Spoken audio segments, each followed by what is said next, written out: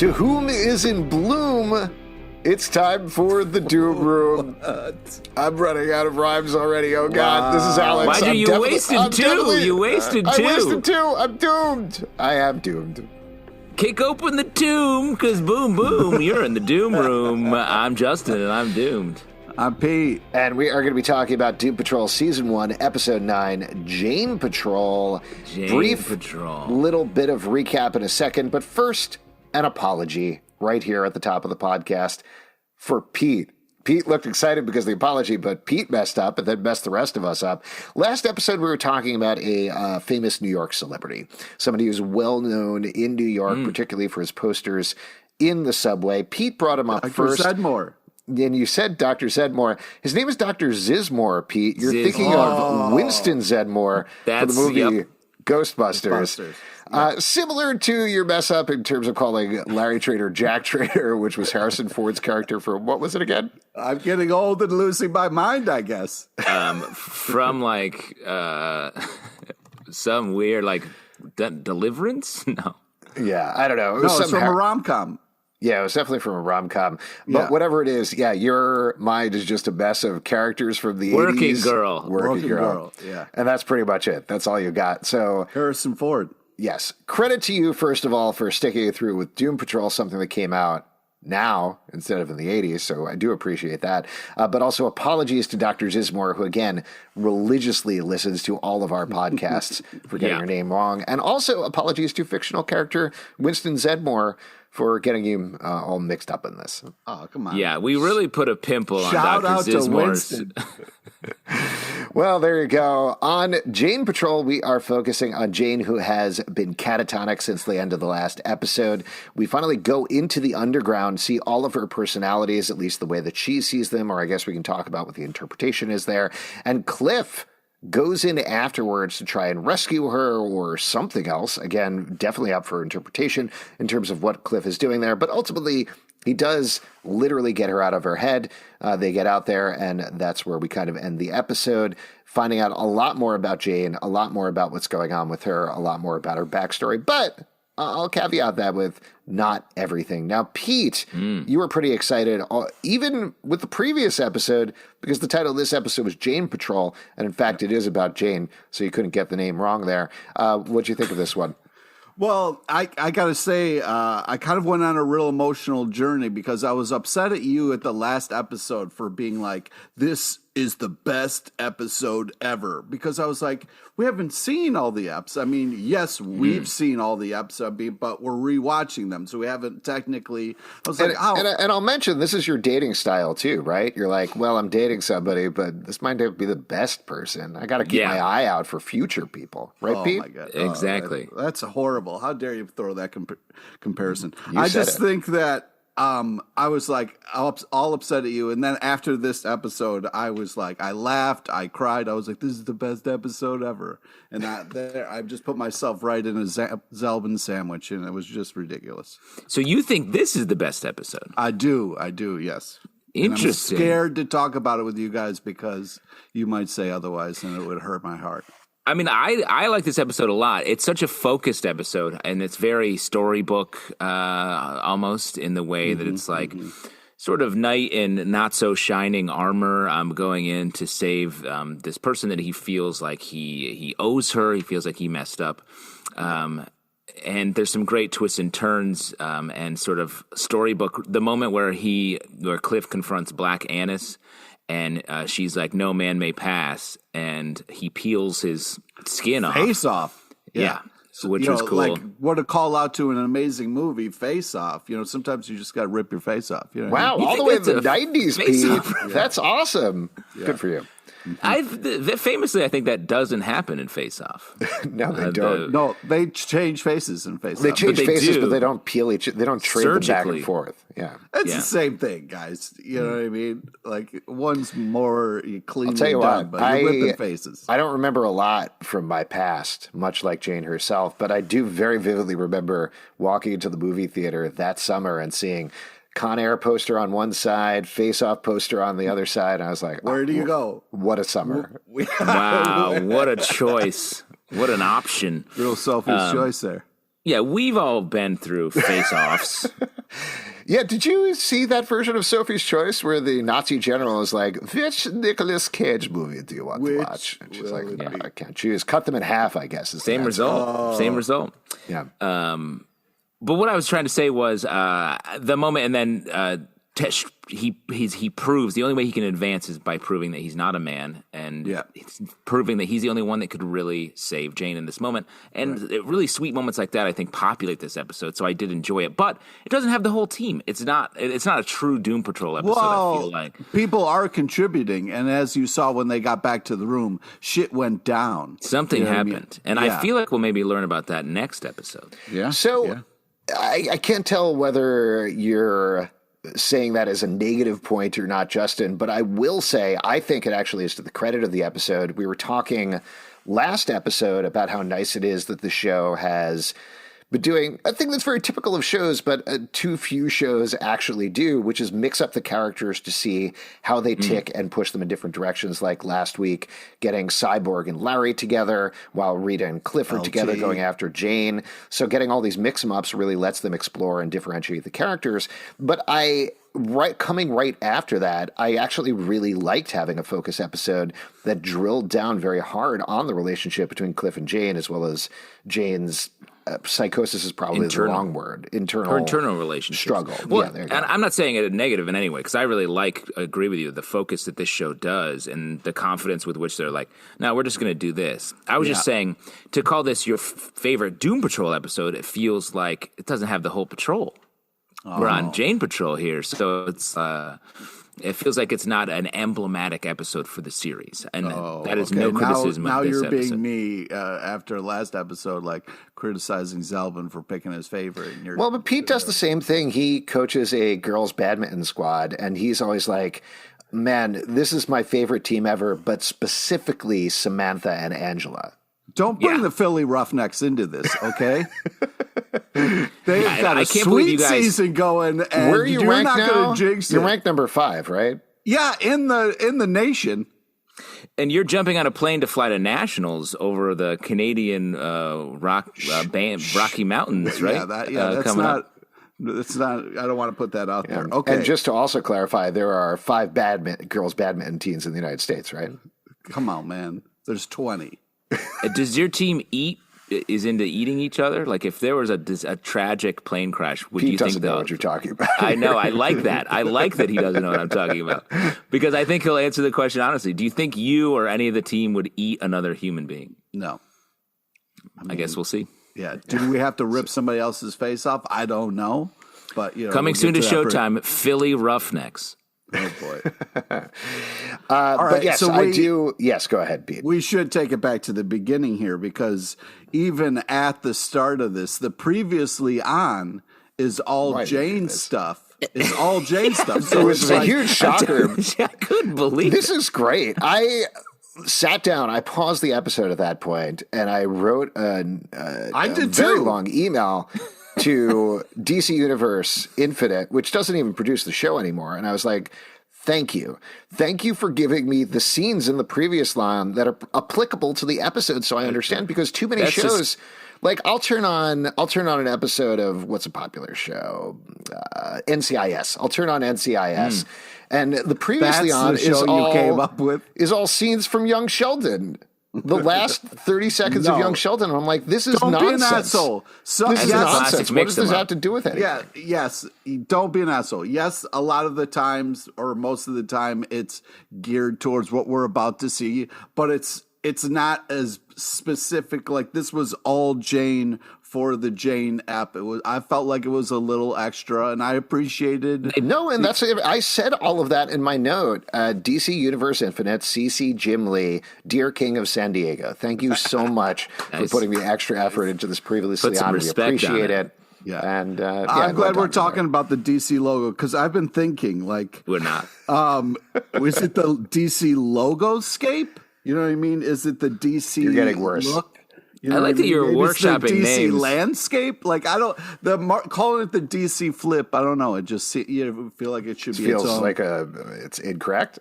Well, it's because Marvel does the Marvel flip, and then calling No, it they the DC flip just because Marvel did it. I don't know. Sorry, I just went into my underground and threw myself in my own personal well based on this conversation. But like, can we talk about, so in this episode, I thought they did a really great thing by, we get to meet all of the different personalities within Jane. And we got little titles to explain who they are. But I love about it is they didn't feel forced to have Diane Guerrero play all of them. Yes. Mm-hmm. I feel like that would have been annoying and not necessary. Because we're seeing what they really look like who, not Yeah. just kind of like her. Yeah, like some of them couldn't be, like the nun. Are you fucking kidding me? Did you see that nun with the chainsaw? Just the honestly, nun. when I like, saw what the all these, fuck was that? when I saw these people, I was like, this is the Suicide Squad movie that Pete is dying to see. It's just all these Jane personalities fighting each other or whatever. And I wrote them down. We've got Karen Hammerhead, Kit with the gunstick, Scarlet Harlot, Lucy Fuke, Silvertongue, Jill in Irons, Mama Pentecost, Baby Doll, the Nun, Pretty Polly, Flit, the Secretary, Driver. The Secretary was intense, man. Yeah, what's her deal? Yeah. Black Annis, the sisters. Whoo. The sisters, I couldn't even look at the sisters. Like they had to go to separate shots of their head because it was like too creepy. I really like that choice as well, and I think you are expecting to see Diane Guerrero because that's what we've seen. But doing it internally like this, it makes sense on a bunch of levels, not just from a story perspective, but also from a production perspective, to not have to double her 30 times in there and get her into different makeup. It's very smart. What did you think of the fact, though, that some of the doubles are Jane, but not all of the doubles are Jane? Well, I get Karen was played by Diane because we follow her into the underground. So I think it makes sense to do that just for clarity. And I think we want Jane herself to be played by Jane. Right. And it may be if I were to sort of read the tea leaves, it may be that there's something about the personalities that were played by Diane Guerrero are closer to the surface or a little more functional, closer to the core. Driver 8, sort of a functional person, like makes things happen, takes it to the surface. So maybe that's the sort of through line there. If I was reading the tea leaves, so to speak, I think maybe they asked her, like, "Hey, do you want to play a couple of these, or what are you thinking?" I mean, I know you're joking, but that might have at least played part of it, of like how many Dianes can we actually have in this episode in terms of the schedule, in terms of everything going on, and sort of figured out at least in part from there. But I do like your theory, Justin, that they are the ones that are closer to the surface, and all of it makes a lot of logical sense. It also allows them to create these very weird creatures like the sisters and Black Annis that are very cool. While we're talking about her for a second, that like empty stare when she's like not, at the kind of wheel or not up top or whatever they want to call it, like, surface. Oh my God, so creepy, so well done. It's really impressive. So you're saying she's not up top, she's down low, Pete? Too slow. I think that's a yes. And let me just expand on my theory a little bit. What if they're Jane's Holy internal jokes, bro? Internal person. I don't even know what you're talking about. I'm too young.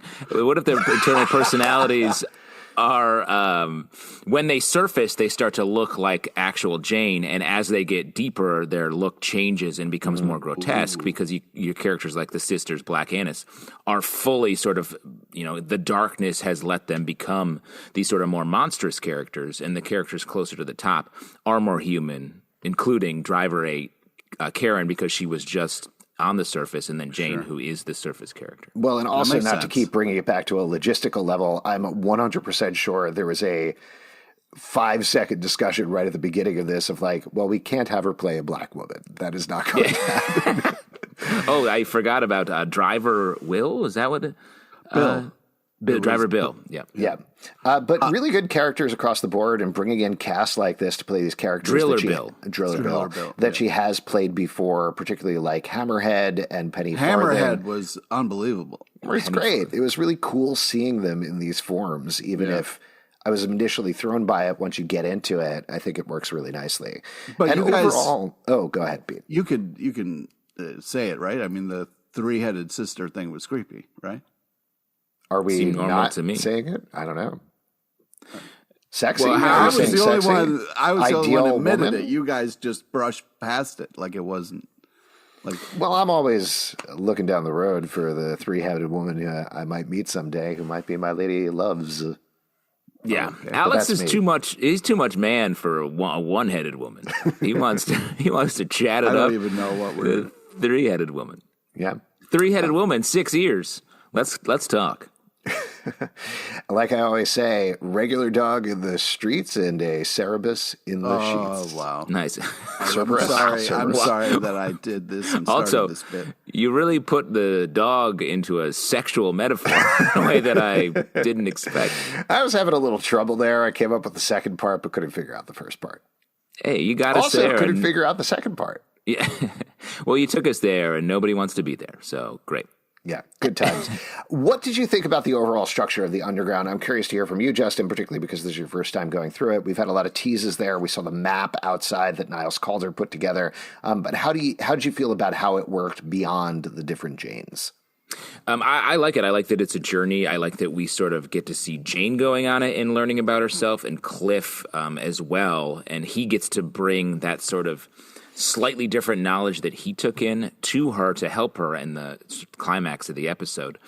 And, you know, like I said, the storybook nature, or the sort of like, I think I've made this comparison before, like the movie Labyrinth, or a movie like Neverending Story, if anyone's seen that recently.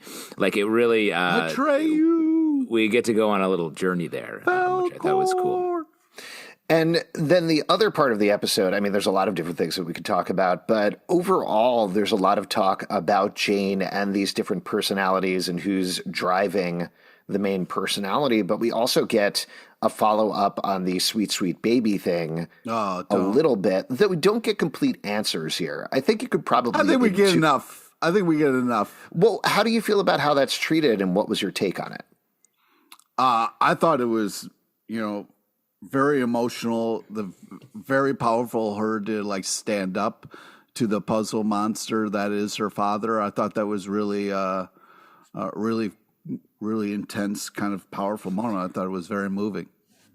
I'm surprised we didn't get sort of more of an explanation. It's so scary, and the fact that we just get these repeated phrases and the insinuation that it's some like horrible sexual abuse that happened to her. And the fact that we gesture at it but don't get the answer makes it really hard. It makes it harder and more sort of difficult to watch. And then the way the episode sort of ends, just to talk about it together, like with Cliff's help, she shouts down the puzzle monster. Right. And it doesn't vanish. It doesn't vanquish it. It just spins back into the well. It just, sort of demerges. And it can, and at the end of the episode, we get her sort of waking up to the voice again as it reemerges. Maybe the idea here is that we've sort of seen themed throughout these episodes is it's not enough to identify your problem. You have to sort of fully confront it, explore it before you can actually move forward. And Jane's just made the first step of sort of identifying and Yeah, I think that's a good way of looking at it. And I like the fact that they don't explicitly say it, because you can intuit whatever's happening. I think it would be exploitative and, on the other hand, maudlin if you showed what was going on. Maudlin if she was like, I was abused, okay? That's what happened to me, and here's specifically how it happened. Both of those things are not as powerful, like you're saying, Justin, as implying everything. Let the viewer go with their brain as far as you want to go, or as far as you don't want to go, down this well, follow this down. And I think that the story is stronger for it. And like you're saying, when people deal with abuse of any kind, even if you do grow, even if you do push past it, it's always going to be there in the background.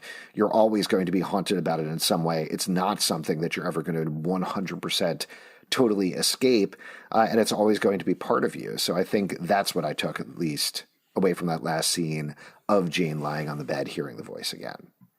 Yeah, it was super powerful. I was just I wanted to kind of take it back to something that Justin said earlier. We don't get we get a nice moment in the beginning where they're kind of like, okay, what's going on? Jane's still not kind of responding.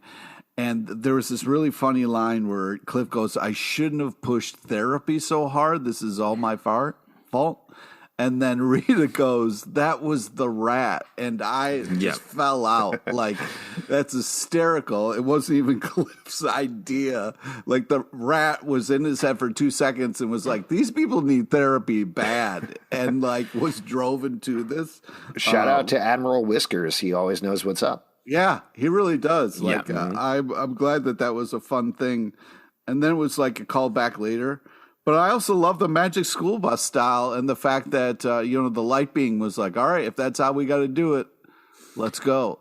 Well, it was really funny to have, because Cyborg suggested it, and then Larry's like, that's stupid, and then it instantly happens. Like, that kind of, let's just try stuff out. Let's get a little bit weirder. That's what the Doom Patrol's all about. And then, later, Cliff being like, how did you even get here? He's like, a Magic School Bus? It was just funny. Well, let's talk about Cliff then, because that is the other part of the episode in terms of his relationship to Jane, but also his relationship to himself. We talked a little bit about the Cliff getting his skin ripped off thing. My interpretation of that was that Cliff is Robot Man now, that he gets in there and he's thinking of himself as this human, and it's very fun to see Brendan Fraser again. Yeah, it was so great. So good. But that ultimately what he realizes, no, I'm a better version of myself as a brain in a jar than I was as a human being. Did you guys get the same thing from that? Well, yeah, he had to kind of like evolve to be able to get kind of past the scissors lady, and it was I thought it was really kind of crazy to realize like he used to be something else. He's like, but I'm not that person anymore. I thought it was pretty cool. Yeah, I mean, I agree. Like, he is who he is, and his acceptance of that gives him power there, because Jane is struggling with that acceptance, I think, in a lot of ways, and that's what the trauma that she experienced has caused her personality to fracture. And if she can accept that, maybe she can sort of have more control over that in her life. Well, Justin, what about Cliff's relationship with Jane? Something that we've talked about a lot here on the podcast, because there's a couple of different iterations here. I think very rightly we've talked about, is Jane actually Cliff's daughter? Is Jane his surrogate daughter? Does Cliff want Jane to be his daughter? And here, Karen suggests something different. Karen is like, she wants the rom-com, She wants the rom-com. Like, oh, this is the big gesture. And he's like, no. And is that Karen, or is Cliff interested in Jane romantically? I feel like that was coming out of Karen. And I will say the show does a lot of sort of it keeps that question in the air, it keeps that balloon aloft, because like, it's really hard to define what their relationship is. At the end of the day, I think they're just going to be like close friends and like each other's support when it comes to the way their lives are. Because neither romance or like a father-daughter relationship feels right. It's sort of, they'd be leaning on each other too hard in either case when they really just need them to be there for each other. Well, particularly after this episode, I think Cliff, when he and Jane face down Puzzle Daddy, understands that, what? That's wrong. Don't call him that. That's what I wrote down in my notes. Of course you did. Sorry, you're right. I shouldn't call him that. The puzzle monster. Is that better? Yeah. When they face down the puzzle monster, I think he realizes, at least on some level, that part of the reason Jane has been pushing him away as a surrogate father figure is that something terrible happened with her actual father back in the day. So and we get that moment with Niles and her on tape, where she's like, you're nothing like my father, which is a good thing, but he's like trying to get more from it, and she's like, no, I'm not ready to open that door. And I thought the moment with that Penny Farthing shows Cliff was really nice, where it was the scene between Cliff and Jane where she was painting when they first sort of connected. And he's like, no, why is this sad? This is nice. And she's like, well, Penny Farthing's like, well, you gave her hope. Yeah. And so I think that's the defining moment of their relationship. Like Cliff gave Jane that sort of like, oh, maybe life can be better because this guy's got it pretty rough in general, and he's still like soldiering on and looking for that next oil can. Speaking of Penny Farthing, I really like the twist there that the safe place that she goes to is actually inside the puzzle, and we get that tie-in. I thought that was really kind of neat.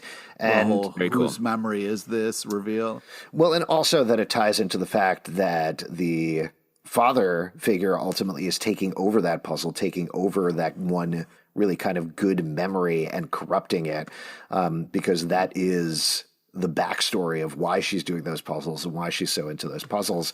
But the big question I think out of this is there a puzzle that you would want to go into? Ooh, nice.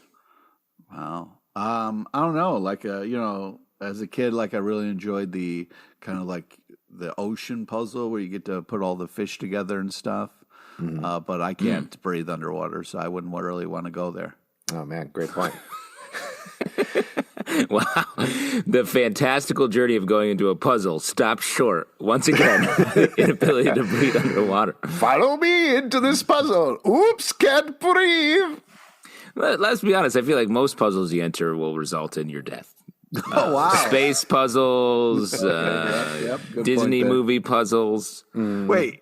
You would I just want a puzzle of the room I'm currently in. I'm comfortable there. I'd go into that puzzle. Yeah. What if I gave you a puzzle of you in the room you're in as a gift? Like that's not nice. Really creepy. Yeah, you could probably do that, right? Just screen cap here and then get somebody to make a puzzle. Be like, look, you love being on Zoom. See if you could look, put it you're together. trapped in Zoom again. Great. What an existential metaphor we just landed on. Any other moments from the episode in particular that you want to call out? I know. Well, yeah, go ahead. I mean, we haven't talked about like the best character. What was it? The straw? Jack Straw? I mean, come on. Throws the shiv down that was just unbelievable. I honestly don't even remember what you're talking about. What are you talking about? When Cliff's in the jail, there's a character we don't even really see. It looks like a pile of hay with some clothes on, sort of. We never see any close shot of Jack Straw. You just see two shots of Jack Straw. It's just great, and the real hero of the episode. Great. That helps me remember this thing that happened. All right, do you remember when Cliff's punching in the wall? Mm-hmm, I do. And then all of a sudden the shiv gets thrown his way? Right. Jack Straw, motherfucker. Yes. Yeah. Oh, my God. Jack Straw, motherfucker. Sorry about that. Thank you. Apology accepted. Mm-hmm. I love the like baller move. What's that? I'm sorry. It's Are just you still talking about Jack Straw? Yeah, like as a comedian, the Jack Straw of it all is just so well done. The timing of it, this crazy looking character looks like, why would this person have a shiv? It's just comedically unbelievable. Yeah, it should be Jack Shiv. Really. What were you saying, Justin? Something about Jack Straw, I believe. Nope, something unrelated. What a baller move. The sisters have a sign that says no questions. Yeah. Like that's the kind of thing you want to put up in every room. Mm-hmm. What did you think about that? No questions. No questions. Oh, right. Never mind. Yeah. Gotcha. Overall, you got me good. Overall, great episode. Really introspective. Going to be interesting to see what happened to everybody else while Cliff and Jane were in the underground. And also to explore more about Jane, because one of the things that I really do like about this episode that I think we mentioned earlier, but in case not, is it leaves a lot of questions open. It's not like, and case closed, we know everything we need to know about Jane. There's a lot of questions here in terms of who is Kay Chalice, who was Miranda, what happened to Miranda. her, all of these things back in the day. And same thing with the Larry Trainer flashbacks.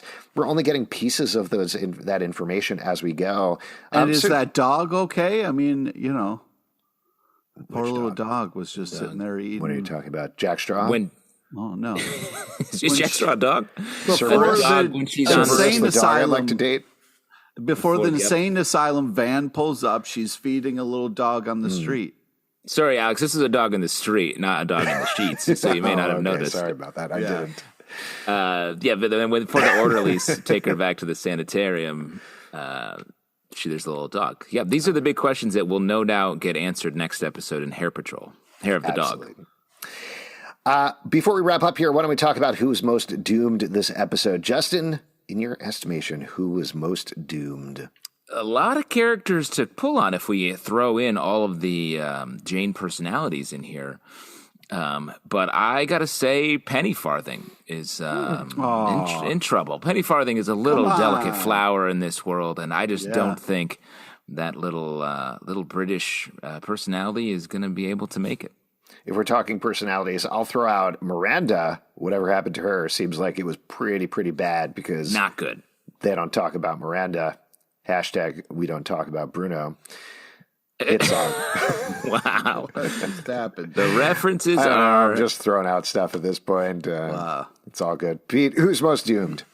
I'm going to have to say Driver 8. It was really interesting how she was just like, no, I love my job. I am very content with what I do here. And I was and like, that's doomed? Yeah. I was like, that's not the attitude to have in this place. You got to, you know. So I'm a little worried about Driver 8. Oh, I'm excited. I think this is a little preview of Pete's advice, which is never be satisfied with your job. But we'll see what happens in a second. Oh, man. If you'd like to support this podcast, better than what I have. Patreon.com/Comic Book Club. Also, we do a live show every Tuesday night at 7 p.m. to Crowdcast on YouTube. Come hang out. We'd love to chat with you about Doom Patrol, iTunes, Android, Spotify, Stitcher, or the app of your choice. To subscribe, listen, and follow the show at Comic Book Live on Twitter, comicbookclublive.com for this podcast and many more. And now over to Pete for a subpar piece of advice. Trusting people is hard. Turns out a lot of them fucking suck. Oh, you're so proud of yourself. Wow, you are. This is, I don't know if this is advice. It's sort of a harsher Jack Handy situation we have here.